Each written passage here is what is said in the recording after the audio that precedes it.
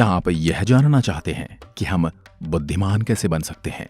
वैसे तो बुद्धिमान बनने का कोई निश्चित फॉर्मूला नहीं है, पर कुछ ऐसे सूत्र हैं जिन्हें अपनाकर हम बुद्धिमान बन सकते हैं और सही मायने में जीवन में सफलता पा सकते हैं। नमस्ते, आप सभी का पावन ऐप पर बहुत बहुत स्वागत है।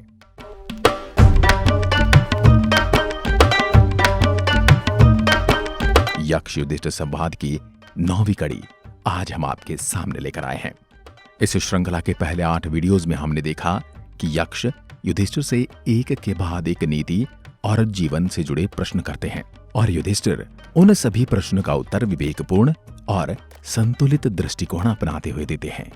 आज यक्ष युधिष्ठिर संवाद के कुछ ऐसे प्रश्नोत्तरों पर बात करेंगे जो विवेक और बुद्धिमत्ता से जुड़े हैं। तो आइए देखते हैं कि यक्ष ने युधिष्ठिर से और कौन से प्रश्न पूछे। यक्ष ने युधिष्ठिर से पूछा, बुद्धिमान कौन है? युधिष्ठिर ने जवाब दिया, जिस व्यक्ति के पास विवेक है वही बुद्धिमान है। दोस्तों, ये बिल्कुल सही है कि विवेक हमें बुद्धिमान बनाता है। विवेक का अर्थ उस क्षमता से है जो हमें यह बताती है कि क्या सही है और क्या गलत है। यदि हम ये समझने लग जाएं कि हमारे लिए क्या सही है और क्या गलत, तो हमारे व्यवहार में विवेक का समावेश हो जाएगा और हम कुछ भी करने से पहले विवेक का उपयोग करेंगे। इसलिए तो कहा जाता है कि सही गलत, उचित अनुचित, न्याय अन्याय और पाप पुण्य, इन सब का निर्धारण हम अपने विवेक का उपयोग करके कर सकते हैं। विवेक हमें कभी अपनी राहों से भटकने नहीं देता और हम अपना जीवन सही ढंग से जी पाते हैं। यदि किसी कारणवश हमारे विवेक का नाश हो जाए तो जीवन का भी नाश हो जाता है। इसलिए यदि हम बुद्धिमान बनना चाहते हैं तो हमें विवेक को धारण करना चाहिए। जब युधिष्ठिर ने यह कहा कि जिसका विवेक है वह बुद्धिमान होता है, तो यक्ष ने प्रतिप्रश्न किया, आखिर व्यक्ति बुद्धिमान बनता कैसे है?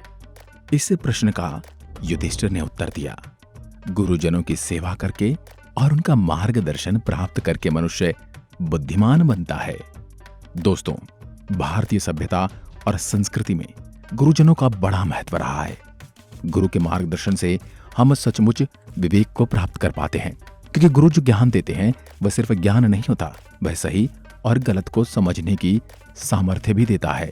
आज के संदर्भ में बात करें तो हमें हमारे गुरुजनों की, हमारे बड़ों की, जिन्हें जीवन के बड़े अनुभव हैं, बात सुननी चाहिए। उनका मार्गदर्शन प्राप्त करना चाहिए, जिससे हम जीवन के हर मोड़ पर सही राह और गलत राह में आसानी से सही राह को चुन पाएंगे। इसलिए कहा जाता है कि सिर्फ पोथियां पढ़ने से कोई बुद्धिमान नहीं बनता। पढ़ाई के साथ साथ वरिष्ठ जनों का मार्गदर्शन प्राप्त कर लिया जाए तो हम सही मायने में बुद्धिमान बन जाते हैं। इसके बाद यक्ष युधिष्ठिर से एक और प्रश्न करते हैं, ऐसा कौन सा शास्त्र है जिसका अध्ययन करके मनुष्य बुद्धिमान बनता है? इस प्रश्न का उत्तर युधिष्ठिर कुछ इस प्रकार देते हैं, ऐसा कोई शास्त्र नहीं जिसे पढ़कर मनुष्य बुद्धिमान बन जाए। सिर्फ महान लोगों की संगति से ही मनुष्य बुद्धिमान बनता है। युधिष्ठिर जब महान लोगों की संगति की बात करते हैं तो वह पहले उत्तर को और मजबूती प्रदान करते हैं। गुरुजनों और बड़ों की मार्गदर्शन के साथ ही हम ताउम्र अपनी संगति को अच्छा बनाए रखें तो हम कभी भी भटकेंगे नहीं। यदि हम अच्छी संगति प्राप्त करेंगे तो हमें सलाह भी अच्छी प्राप्त होगी और हम अपने काम विवेक का उपयोग करते हुए कर पाएंगे। यही कारण है कि भारतीय चिंतन परंपरा में अच्छी संगति की महत्ता बताई गई है। अच्छी संगति से हमें अच्छे विचार मिलते हैं। अच्छे विचार मिलने से हमारे मन में किसी भी तरह की दुविधा नहीं रहती और हम अपनी बुद्धि का सही दिशा में प्रयोग कर पाते हैं। दोस्तों, इस वीडियो में हमने देखा कि बुद्धिमान बनने का या विवेक प्राप्त करने का कोई निश्चित फॉर्मूला नहीं है। हाँ, पर एक बात जरूर निश्चित है कि हमें हमेशा अपने बड़ों का मार्गदर्शन प्राप्त करना चाहिए और अपनी संगति अच्छी रखनी चाहिए, जिससे हम जीवन में अपने निर्णय बेहतर तरीके से कर पाएंगे और सही मायने में बुद्धिमान बन पाएंगे। इस श्रृंखला के अगले वीडियो में हम जानेंगे क्या यक्ष युधिष्ठिर द्वारा दिए गए सभी उत्तरों से संतुष्ट होते हैं और क्या युधिष्ठिर अपने भाइयों को जीवित करा पाने में सफल हो पाते हैं।